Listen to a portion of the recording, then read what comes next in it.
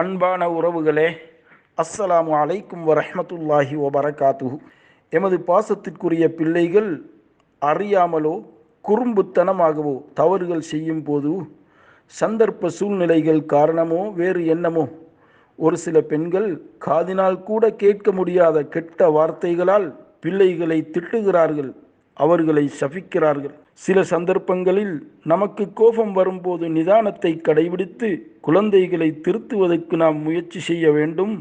அவர்களுக்காக வேண்டி பிரார்த்தனை செய்ய வேண்டும்.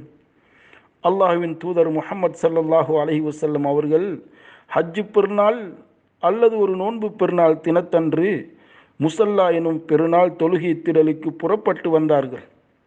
அங்கே அவர்கள் ஆண்களுக்கு உரை நிகழ்த்திய பிறகு பெண்கள் இருக்கக்கூடிய பகுதிக்கு சென்று அங்கே நின்று கொண்டு, பெண்களே, நீங்கள் சதக்கா கொடுங்கள், அதாவது தான தர்மங்கள் செய்யுங்கள், ஏனென்றால் நரகில் பெண்களாகிய நீங்களே அதிகமாக இருப்பதை எனக்கு காட்டப்பட்டது என்று கூறினார்கள்.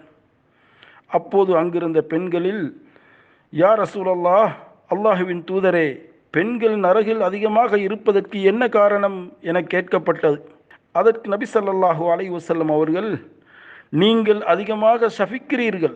மனக்கட்டுப்பாடு மிக்க கூறிய அறிவுடைய ஆண்களின் புத்தியை அறிவிலும் மார்க்க கடமையிலும் குறைவுடையவர்களான நீங்கள் போக்கி விடுவதையே நான் காண்கிறேன் என்று கூறினார்கள் என்கின்ற இந்த செய்தி அபூ சயீத் அல் குத்ரி ரலியல்லாஹு அன்ஹு அவர்களின் வாயிலாக இமாம் புகாரி அவர்கள் 304ஆம் இலக்கமாக பதிவு செய்திருக்கிறார்கள். ஒரு வாய்மையாளர் அதிகமாக சாபமிடக்கூடியவராக இருக்க மாட்டார் என்று நபி ஸல்லல்லாஹு அலைஹி வஸல்லம் அவர்கள் கூறினார்கள் என்ற செய்தியும் அபூ ஹுரைரா ரலியல்லாஹு அன்ஹு அவர்களின் வாயிலாக இமாம் முஸ்லிம் அவர்கள் 5062ஆம் இலக்கமாக பதிவு செய்திருக்கிறார்கள். குழந்தைகள் என்கின்ற விடயத்தில் சில பெண்கள் மட்டுமல்ல, ஆண்களும் தான் மிக கவனமாக இருக்க வேண்டும்.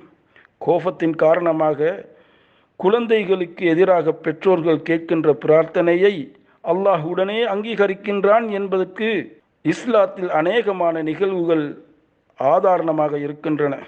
எமது குழந்தைகளுக்கு அனைத்து விதமான சூழ்நிலைகளிலும் பிரார்த்தனை செய்யக்கூடிய நல்ல வாய்ப்புகளை அல்லாஹ் நம் அனைவர்களுக்கும் வழங்குவானாக.